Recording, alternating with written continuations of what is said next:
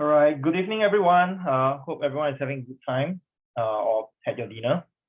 So welcome to the Singapore Tableau user group for the 3rd of April. So this is the first virtual meetup that we are having for this year.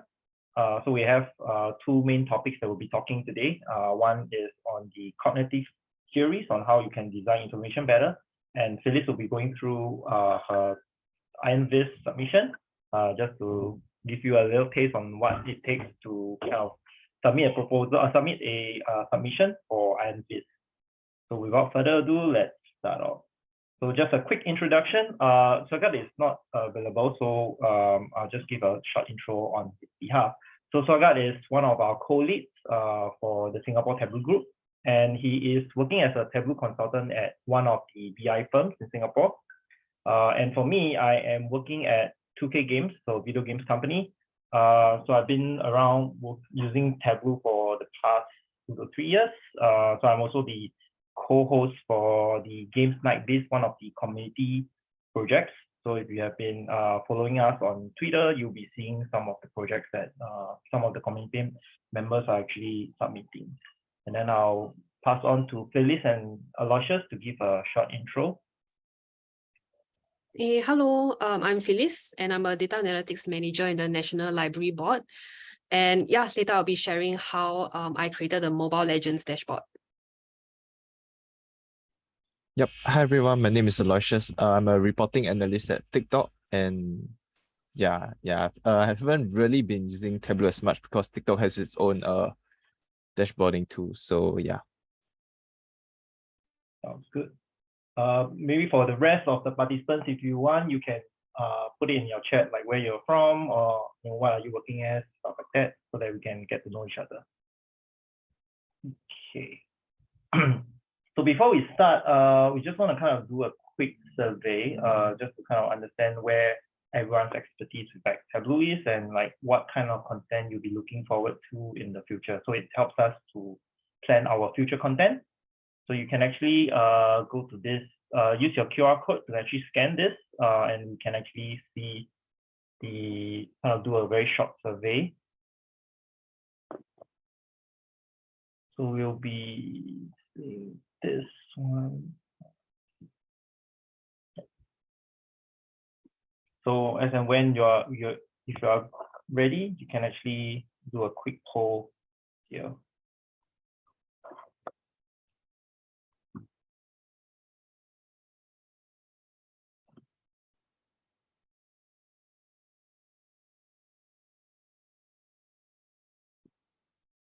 Good. We have a very good mixture of experts and newcomers in the call. So that's nice. You can see that everyone is shy. Nobody wants to put like I'm an expert.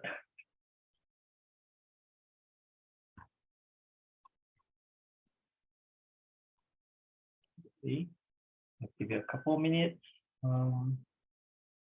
just to give everyone a chance to vote.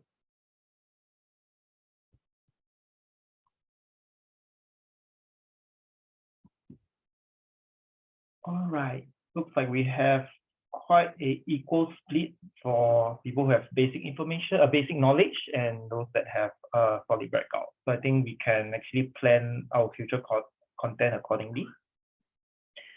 So the next survey, quick survey we have is just kind of what of the 3 topics, your top 3 preference of the different topics that you would like to see for future sessions. So this goes on from like, tips and tricks, how to create a certain chart, hands-on workshop, or, what's coming up in Tableau, UX design, and etc.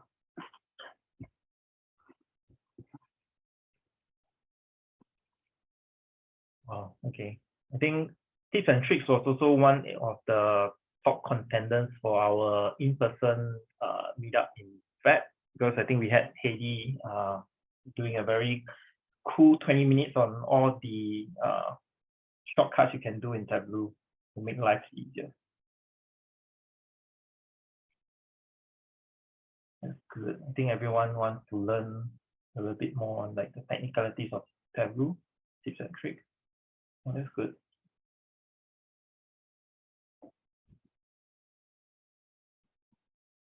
Cool. Alrighty. Okay, so for Slido, you can actually also enter a question if you have any question at any point of time, or you can use the chat group. So like either me, Phyllis, or Aloysius will be monitoring the chat. So if you have any questions, to reach out and we'll try to answer as much as we can. All right. Okay, so let's move on. Okay, so the agenda for today, we'll do some housekeeping, and then we'll do like the visual theory, and Phyllis will be going through the Behind-the-Viz, and then we'll do a quiz and wrap up. So that's the main agenda. So just housekeeping for the user group. So what we have planned for the year is there will be incoming in-person talks at the end of May, just to do a post Tableau conference coverage. There will be one in August and one in November. But in between this month, as and when we have new content, we will also probably plan for a virtual meetup as well. So to stay connected. So another thing is we are moving from the Splash platform to Bevy. So this is by Tableau. So you can actually go over to tableau.bevy.com/Singapore Tableau user group.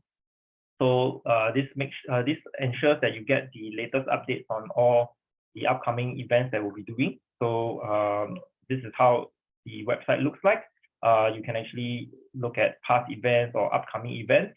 You can also search for other groups. So there are other user groups that are in this page as well, if you are interested to join. So there are like different, you can search by different industries, or even different regions if you are available on those timings. So feel free to explore this portion. And then the next thing is Tableau conference is 1 month away. So if you have not registered, there is a on-demand session for some of the keynotes and presentations. Not all of them will be available, but you can actually register the Salesforce Plus account, which will give you free access to it. For those who are not traveling to Tableau conference, you can actually look at the catalog. So they have actually released the list of catalog of all the speakers that will be giving a presentation on at Tableau conference. So take a look here. I'll share the link after the call. And just let us know, what are the topics that you are interested in here, and we'll see if we can try to get those speakers in, or even get the material so that we can share with everyone. Okay, so before we start off this portion, does anyone have any questions? All right, sounds good. Okay. So this is my segment, Hacking the Visual Mind. So basically what I'll be going through is how we can use design to kind of better create information flow. So just a quick introduction again. So before we jump into the actual meat and potatoes, I'll share my journey. So I started in October 2019 as a data analyst. I got promoted and recently transferred to the business intelligence team. So I mainly focus on all things visualization. So I kind of, I have a internal task group, which I call the Knights of the Pie Table, which is similar to what we do here. So we share like best practices, we share like what's going on in the industries and stuff like that. And I also kind of co-host, like I said, the Tableau community-led projects for Game Site Piece, and now for Singapore Tag as well. Alrighty. I don't claim to know everything about data visualization, but I know enough to share my knowledge. So I hope everyone is excited. So here we go. So the world today is a different one from when I was growing up. There is so much data being captured every minute of the day, and everything anyone does can be a data point. And in order for us to understand data, we have data visualization. But it is a field that is evolving, and a lot can be still done to improve that chart by adopting a design-centric mindset for data. That means understanding your audience and understanding how information is being processed cognitively so we can influence and guide it. There are a lot of theories put across by different psychologists on how the human brain works. I will not go into much detail, but fundamentally, each of them talks about how information is processed and retained by the brain through sensory stimulus. To simplify things, this is a very reiterative process that first starts with what we already know, sitting in our long-term memory, which is shaped by our experiences in life. How you interact with information with your senses, like sight, touch, and sound, creates short-term memory, which leads to information processing using our working memory that determines if information should be discarded or retained. So the idea of a good data visualization is to reduce that processing time and assist your brain to determine which information are retained. And this is done through applying purposeful visual design that focuses on that user experience. However, at the core of that is also understanding who your audience are, because not one design style works for everyone. As I said earlier, there are two parallel processes going on, and there are different perceptual theories that deal with each of them. For bias, there's iconography and pre-attentive attributes. Both are triggered by our brain subconsciously with no processing time required. Iconography is widely used in our world today, and it is something that dominates user interface design, as it allows affordance in the absence of text. For the world of marketing, it is also a crucial piece. If I were to ask you how McDonald's logo look like, chances are you would have a very clear imagery in your mind, and that is the yellow M letter over a red background. This information is something that has been powdered into memory over the course of our life, either being customers or being exposed to marketing campaigns. However, that's not to say we should prioritize icons over actual text, because it depends again on your audience. For example, an Android user and an Apple user will resonate differently to a button icon for back, simply because of how the functionality differs. But having said that, here are some examples of how you would incorporate iconography into data visualization.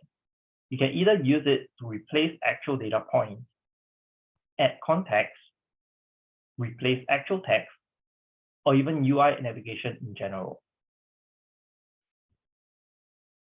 Now, pre-attentive attribute is another visual theory that is triggered by your fast decaying iconic memory, something like picking up a lightning flash in a dark sky.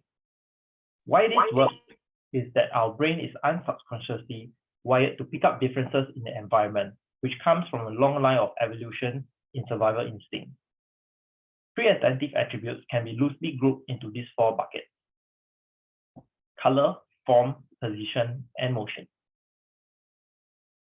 The first one is color. How you might use this in a data visualization could be something as simple as a crosstab. Hands up if you are able to pick up where all the negative sales numbers are with just a quick glance. Chances are you'll need a couple of minutes to process all this information. But by applying color, you can create a visual cue for your brain to speed up information searching. The second pre-attentive attribute deals with position. Eye tracking research showed that people scan screens in various patterns, and the two most common ones are the F and Z layout. If you take a look at the heat map above, the red spots are where you have higher cognitive traffic as opposed to the blue spot. This can be interpreted as a tendency to scan left to right, then downwards, not unlike reading a book. So when you're visualizing data, do keep this in mind and place the most critical parts of it at the top left corner. Now, the two layouts have their uses. F is preferred when you have a lot of compact information, something like a dashboard or report. And Z is mostly used to create headlines and prompting call to action, something like your PowerPoint slide. Another aspect of position is often overlooked. This is the use of negative space or white space. It is the empty gap between each visual element and create structure. By adopting this, you can improve readability and allow groups of visual elements to be picked up and separated easily by your audience. The next one deals with form, and it is the largest component for pre-attentive attributes. Any visual element that stands out from the rest through either shape, length, width, size, or orientation cause your eyes to focus there instead. Similarly to color, you could use this to build visual hierarchy that allows your audience to quickly scan for insight. Here are some examples on how you would do them.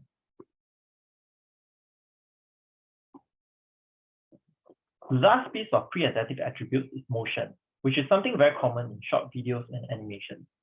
Our eyes are always drawn towards a moving object rather than a stationary one. And you could potentially use that to tell a data story, especially if it's a complex idea that requires you to break down into multiple steps.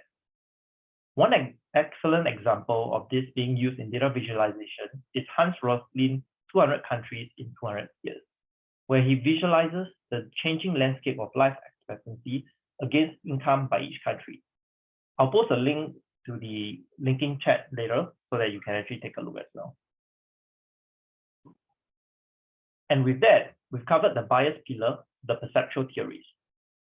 On the other spectrum, we can affect how sensory works through applying theories like Gestalt principles as well as proper typography. The theory of Gestalt has roots in philosophy and psychology dating back to the late 1800s. At its simplest, the whole form is perceived rather than individual parts. Gestalt principles are methods by which our brain organizes a visual stimuli so that it's familiar and easier to process. Thus, it is important to understand these laws of perception when working in data visualization, so you can guide your readers to better interpret charts and graphs and make sense of the information visually with their exceptional speed. There are 5 main Gestalt principles, and each of them are used in varying degrees in visualization design. One of the simplest Gestalt laws is the law of enclosure. The definition of enclosure is this: objects collected within a boundary-like structure are perceived as a group. In other words, it's essentially wrapping up data by placing a line or shading around it to signify that those visual elements belong together. Here's an example of something I did a while back, and by drawing a simple border, I've effectively grouped the paragraph, the line chart, and the filters to keep it separate from the rest of the visualization. Next up, we perceive objects that are located near one another as belonging to the same group. And the Gestalt law of proximity embodies that, and can be also used to direct readers to scan data predominantly in a particular fashion, either left to right or top to bottom. From my past work, I have here a pictorial chart on Game of Thrones. Hopefully there's some fans in the crowd. So you can see from here, each bucket is a collection of 100 skull icons, which represents the number of deaths in each season. The audience is able to relate each bucket as a whole, as well as a specific season due to the laws of proximity. When the eye is guided to move from one object to another, we speak about the law of continuity. Our perception tends to see objects arranged in lines, curves, as more related or grouped, even though they may be disconnected, like the one shown here. So do take caution when you have breaks in data completeness, and ensure that you apply other Gestalt laws like enclosure or proximity to prevent misinterpretation. The figure ground principle states that people instinctively perceive objects as either being in the foreground or the background. Now, figure ground is important because it can confuse the user when you have visual ambiguity. For visualization, this is extremely important in the area of using colors to contrast information, or even dual-axis charts. Negative space and colors, when used properly, can help to guide your users to read the data more easily. However, it can also confuse your users if it's not done properly. Elements that have similar visual appearance seems to be more related or grouped than the ones that are not sharing the same attributes. The main characteristics that boost impression of similarity are size, shape, and color. It is a powerful law of human perception as it allows you to create association out of unseemly, unrelated elements. This is similar to the form principle in pre-attentive attributes. But the difference is, for pre-attentive attributes, it is used to create contrast, whereas for over here, it is used to build structure and organize your visual elements. Apart from the Gestalt principles, we also have typography, which affects the cognitive load of your audience.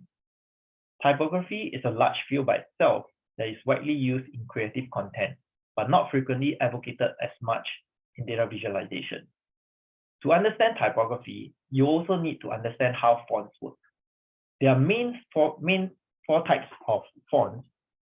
Serif, which are fonts that have extension of alphabets like T and R. They are generally very easy to read on large screens. Sans serifs are more computer-looking in general and works very well in all sizes and very much preferred for user interface design. Monospace are alphabets with equal width, similar to how a typewriter document looks like, but it takes up a lot of space, making it hard to use for content-dense visualization. And lastly, scripts are basically handwriting styles that create creative flair, which should be used with caution as it affects readability. So with all that being said, what should I use? For the most part, I would recommend sans serif due to its scalability and readability. Even with one font, you could still build a visual hierarchy through different font size and font styles, like using bolds, italics, and even underlines.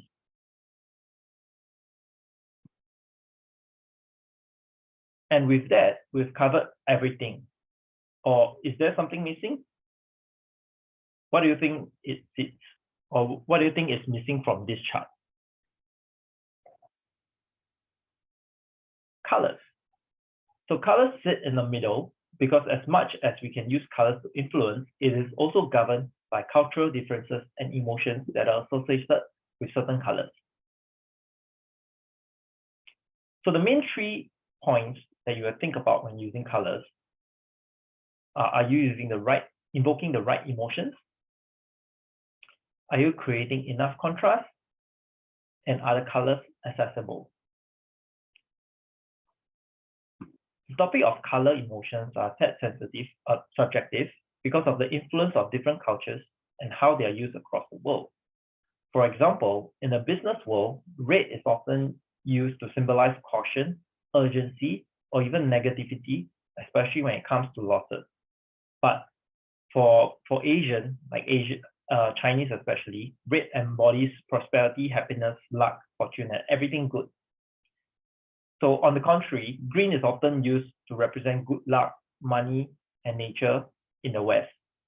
So you can see how that really contradicts the meaning that you're trying to bring, especially if you use those 2 colors together. However, it is still a widely accepted practice, even though it's pretty much legacy now. Now, barring any cultural differences and adopting a universal understanding on the colors, we can attach some emotions to the color wheel. Cultural differences that may muddy these emotions should always still take precedence of anything you're seeing here. But by using this guideline, you can enhance your data story through color intent.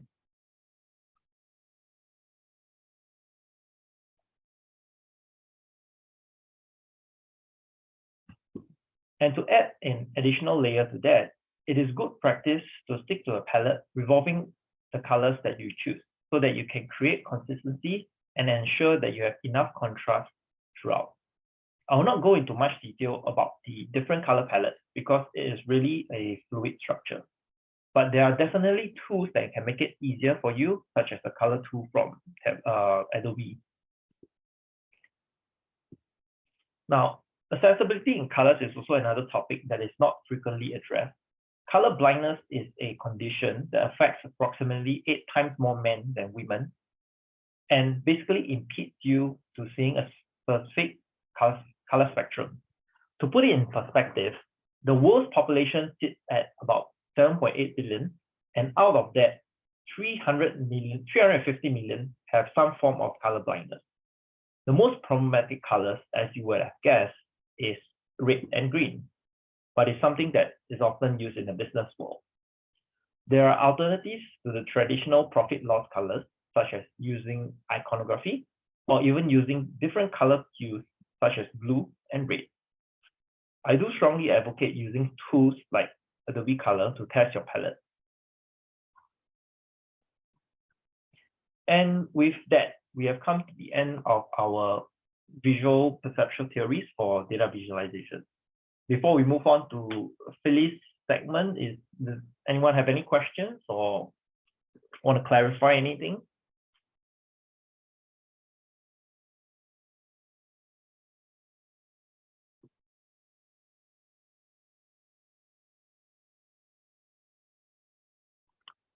All righty. So if anyone have any questions, just feel free to drop it in the chat and we'll address it as soon as we can. So I'll stop sharing my screen and Phyllis can go ahead with her section.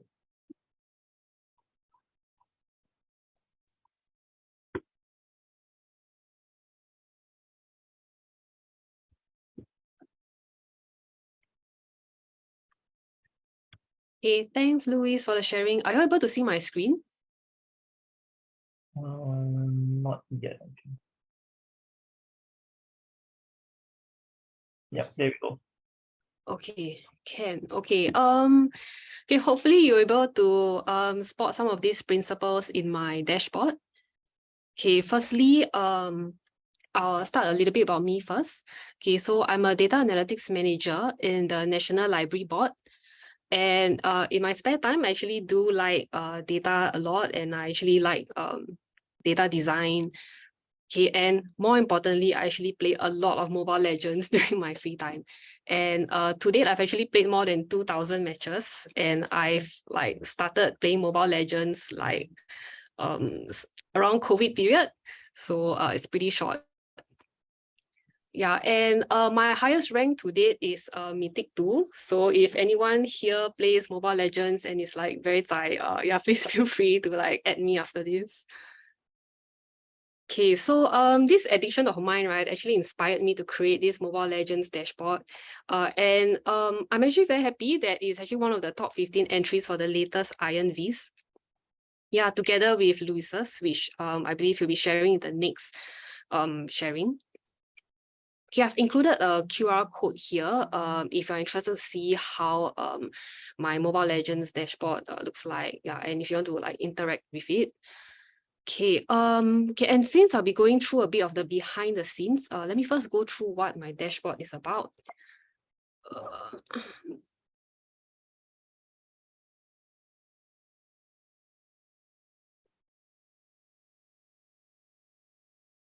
Are you able to see my screen still?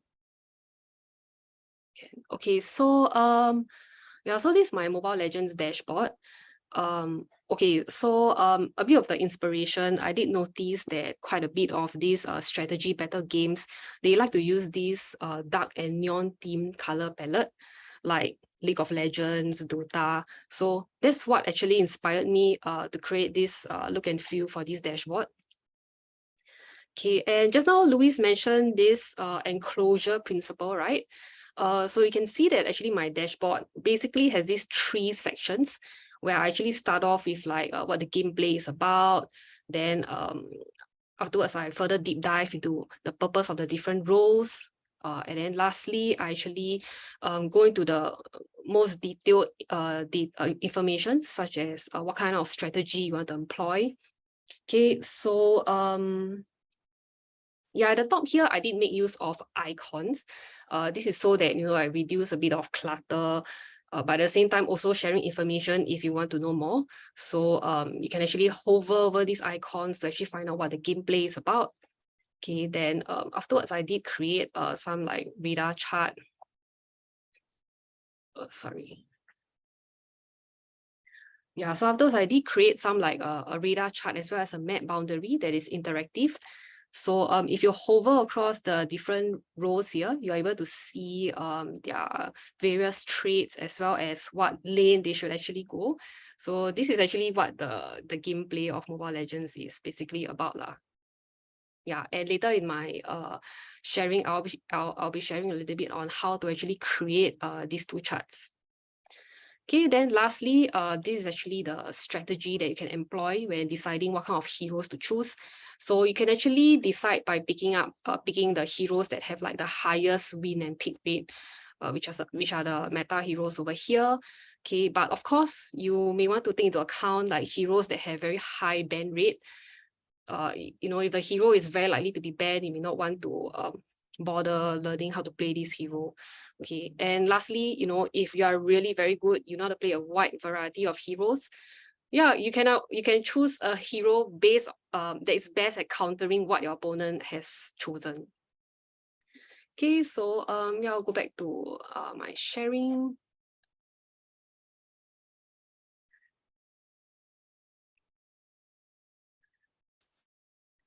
Okay, so yeah, so just now I mentioned I'll be broadly going through how to create the radar chart as well as the map boundary.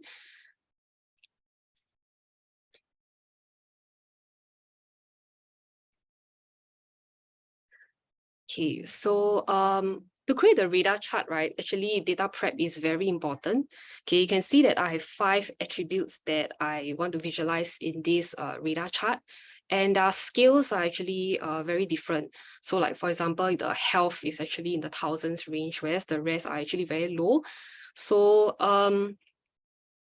what you need to do is actually do a min-max normalization. So what that means is that you will need to do some data prep whereby for each column, the max value is 1, whereas the minimum value is 0. So after this min-max normalization, you can see that, like, for example, this health column, the highest will be 1 after I've sorted it. Okay, and for this, I actually did the data prep outside of Tableau, but yeah, you can feel free to do it in Tableau desktop as well. Okay, then afterwards, I just made sure to transpose the data in Tableau because you want the data format to be in this long data format. Then yeah, I just rename the fields accordingly to attribute and attribute value. And the last thing to note about creating radar charts, right, is that at the end of it, you need to make sure that your computation is an average because as you can see in my radar chart just now, I actually colored them according to different roles. And in Mobile Legends, there are actually very few tanks as compared to like fighters. So, you know, if I'm taking a sum, it'll be actually skewed towards fighters. So just make sure to average them out later. Okay, and here are the key calculations required. And as you can see, creating a radar chart is not as straightforward because there are some trigonometry involved. Okay, but the good news is that you don't necessarily need to understand the computation. Okay, the only thing that you really need to understand is this thing that I've highlighted in yellow here. So this is a number of attributes that you want to visualize. So for me, I have 5 attributes, right? So my angle spacing needs to be 360 degrees divided by 5.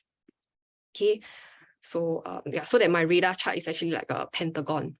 Okay, so okay, I will do like a demo in Tableau desktop. So I will change my screen.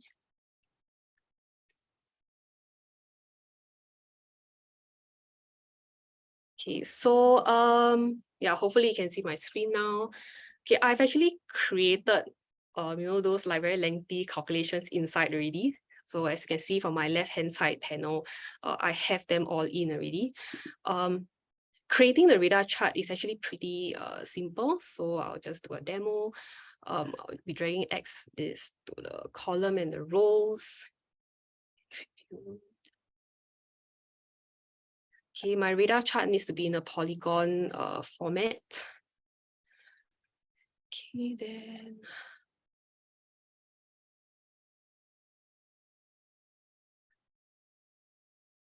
Here's my. Okay, don't worry about not being able to follow because actually after this in my slides, I do have a screenshot of how I actually created this. Okay, so okay, you can see that after I drag row into the color, right? there are actually way more combinations than what you actually see in my actual Mobile Legends dashboard. And that's actually because in my dashboard, I decided to omit out all those roles that are like dual roles. So there are some heroes that are like, let's say Alice, you know, she's like tank and mage. And I want to omit them because I want my radar chart to show more variation. So I just created a very simple filter. Oh my God, I don't have my filter here.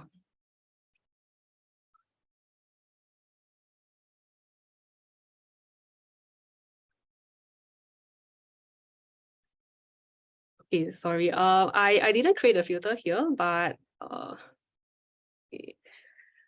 Yeah, I think never mind. Okay, so okay, then next what you need to do is, because you see there are a lot of overlapping colors. So what you need to do is to change the opacity of it so that it's much clearer. So yeah, that's about it. And for this chart, you don't want to have all these like grid lines at the back. So yeah, make sure to remove them.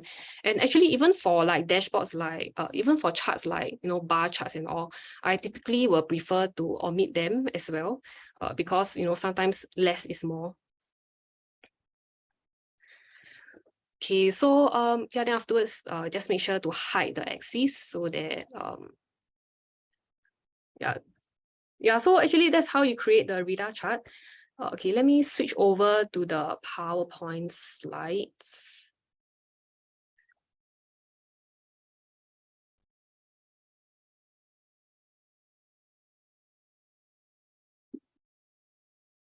Okay, so sorry, just now what I wanted to show was how I actually so in my actual dashboard, I did omit out those heroes that are basically mixed hero types. So in my actual dashboard, you do see less colors lah. Okay, then so you do notice that I'm actually missing one thing now, right? Which is the spider web in the background. So yeah, you can actually create this by hand, or you can create this in Tableau. But a Tableau hack that you can actually do is to actually copy Ken Fleur's template. So I've included the link here.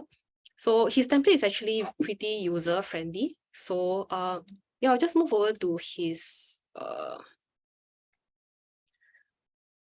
template over here.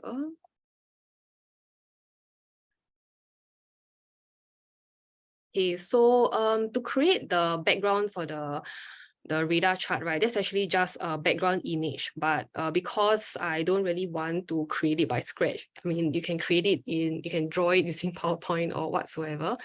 So yeah, but I think the easier way is to use someone else's template. So so you know, you saw that I have 5 attributes that I want to visualize, right? So I obviously want my spider chart to also have just 5 attributes. Okay, then I don't really like so many grid lines, so I will just like adjust it accordingly.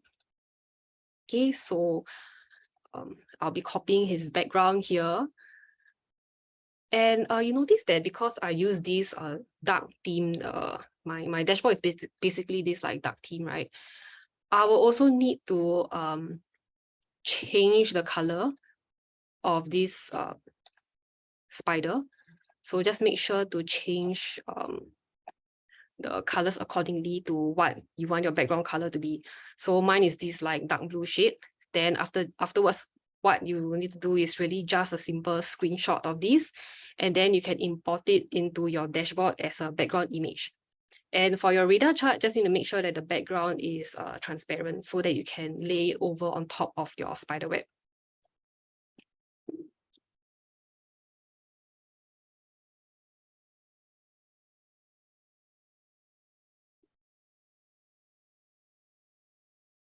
Okay.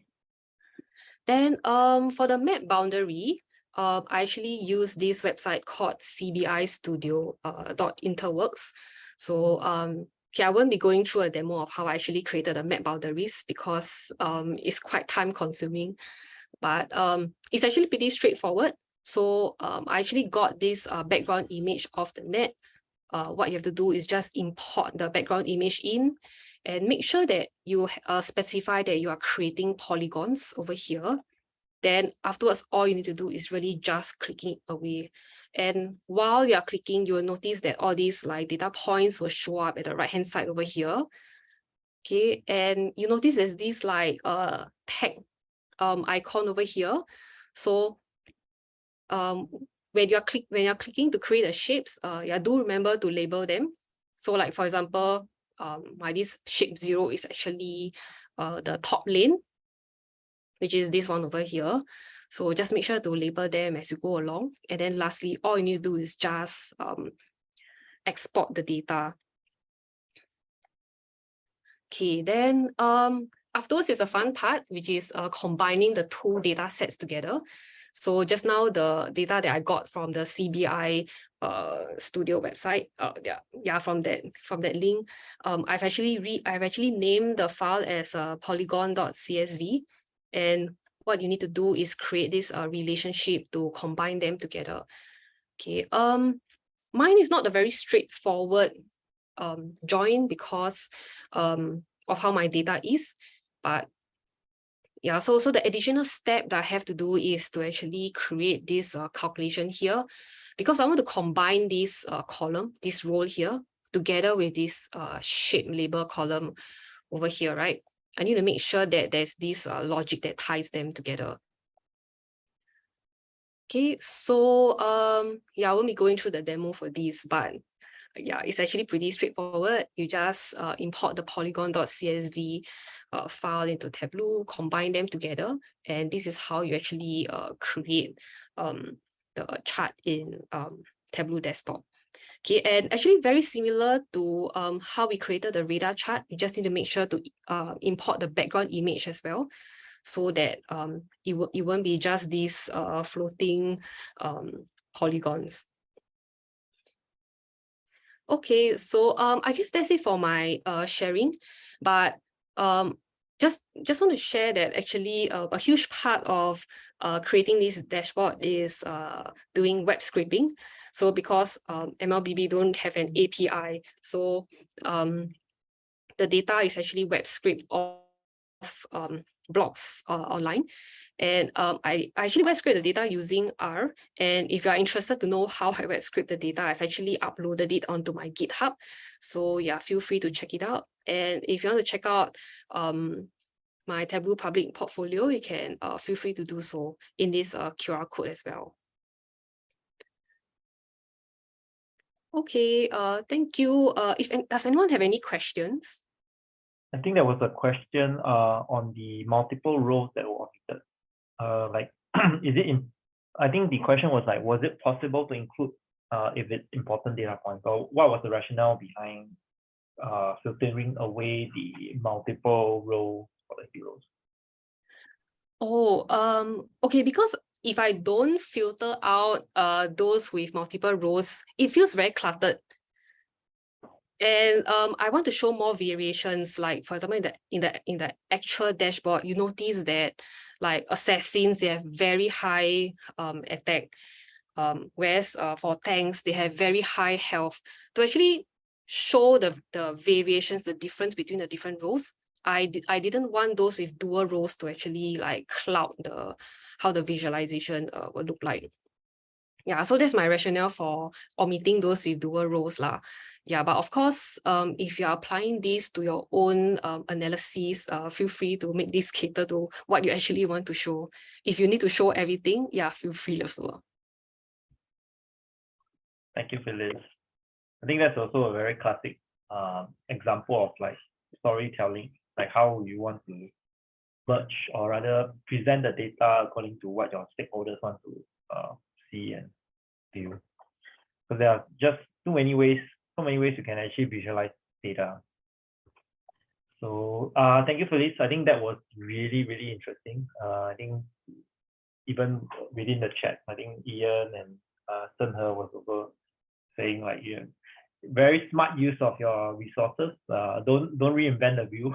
So if you can find like tutorials or anything that can make your life easier, by all means, please use them. All right. So now we've come to the most exciting part of the call. So we'll be having a quiz that Aloysius will be bringing us through. So hopefully you'll be paying attention throughout the whole call because the questions will be all about today.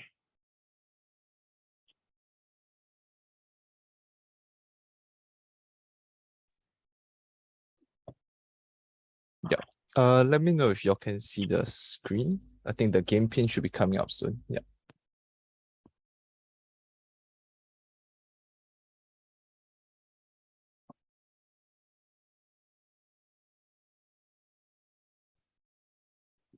So I think you can either scan the QR code right at the top, or you can go Yep. to Kahoot website and enter the game pin.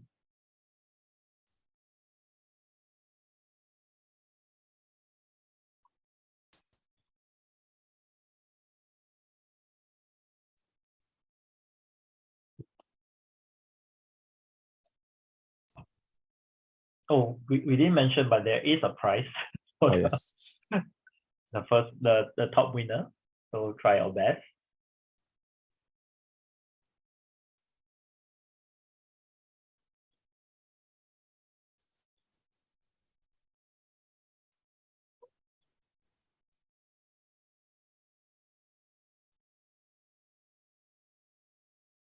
Yeah, 14. I think we have more than that.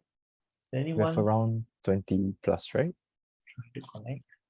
If you are having any issues connecting to the game, just do let us know so we can help you with it.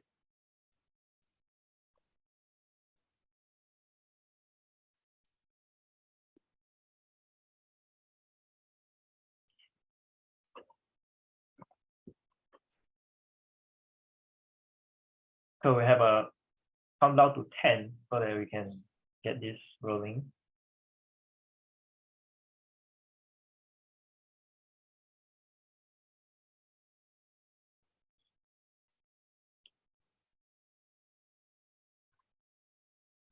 Yeah, I think we can start. We have about Yeah. 70 people. Okay. About to start. Good luck to everyone. Okay, let go.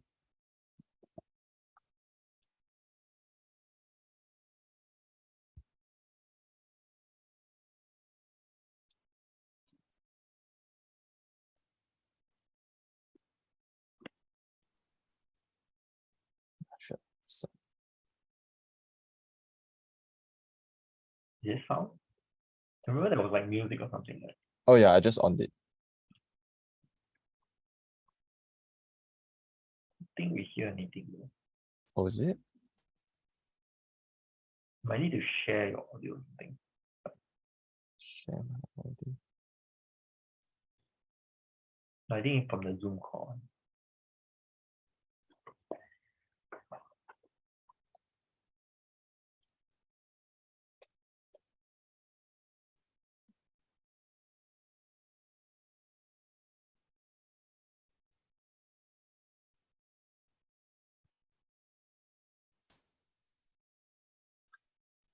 Nice.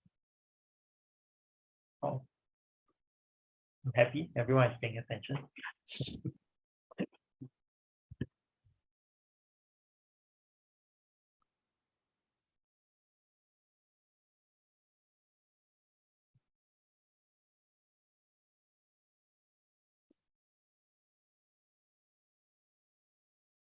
Hieroglyphs, really. Questions are too easy for you all.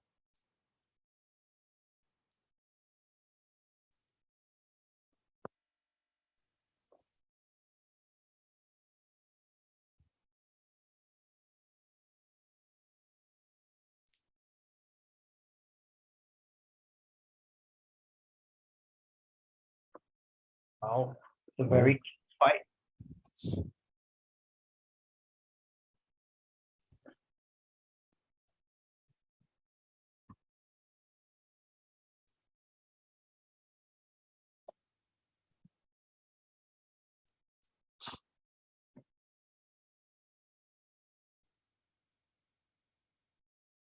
My pen is on fire.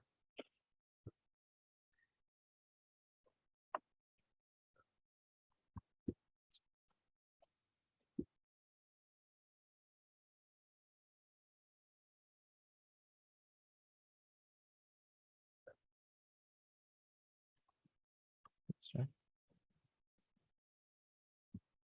Oh.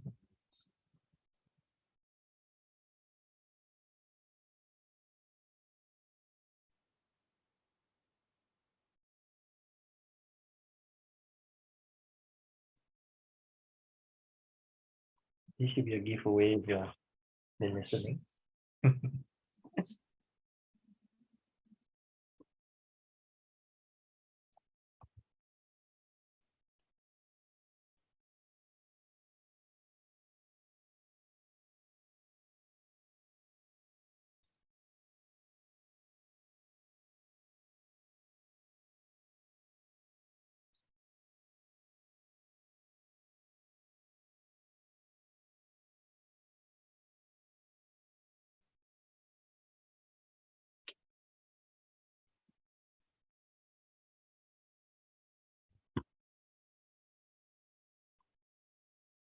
I think future calls we need to have some background music going on. Oh yeah. Huh. I can hear on my end, but I guess I don't know if they hear on their end. So yeah, No, we don't hear anything.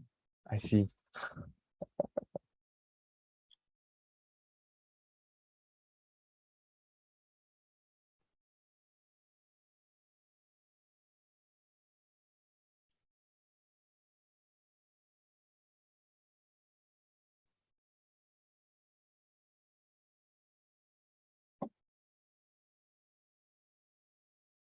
Oh, Cedric.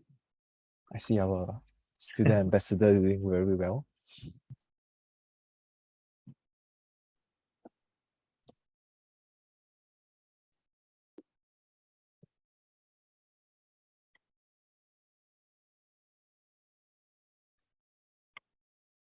Just stop. Nice.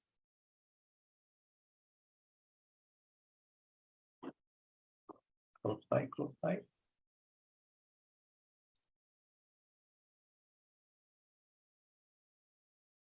Yeah, so for those that are playing Mobile Legends, please feel free to add Phyllis.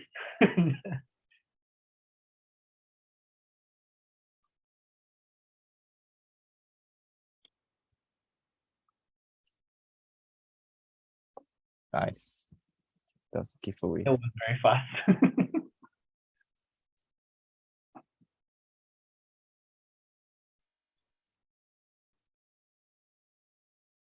That's so very fast. Nice. There's no wrong answer to that.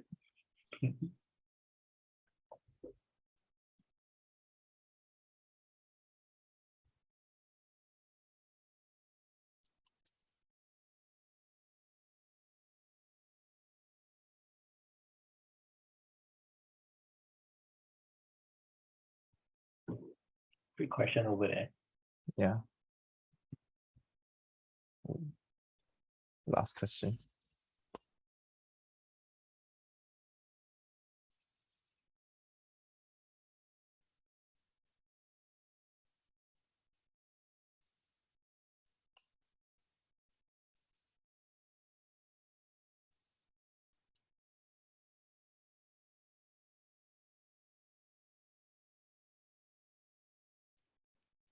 This is a tough one. Everyone's like thinking very hard on this. Yeah, that's right. Okay. And there we have it. Our third is GGL, the second is Ben, and That's the first place goes Cedric. to Cedric, I think. Yeah. Nice. Nice. Nice, nice. Yeah. Okay. Yeah, that's the end of my segment. Well deserving of our student ambassador. Yeah. Yeah, but Cedric, for your prize, you need to come to our in-person the next time in May. Collect it. Yes. All right. Thank you everyone for your time today. I hope everyone has learned something interesting to bring over to your daily work and stuff. But if you have any questions on the topics that we've talked about today, or even on Phyllis segment, feel free to reach out to us on LinkedIn or even the new Bevy web page. We will be distributing the slides as well as the recording when it's ready. I think it's probably tomorrow or the day after, we'll be sharing, as well as like all the links that we talked about. So if you have further questions from then, feel free to reach out to any of the colleagues. Right. Thank you, everyone. I hope to see you in the in-person in end May. We'll cover a lot more on what in TC. So just also another reminder, if you are not able to make it for TC, just feel free to look through the catalog of sessions, and if there's anything that piques your interest, let us know, so that, because some of us will be heading up for the Tableau conference, so we'll be hopefully finding some time to listen into the sessions that you are interested in and bring back some of the learning. All right, thank you, everyone, and we'll see you in May. Bye. Thank you. Bye. Okay, bye-bye. Bye.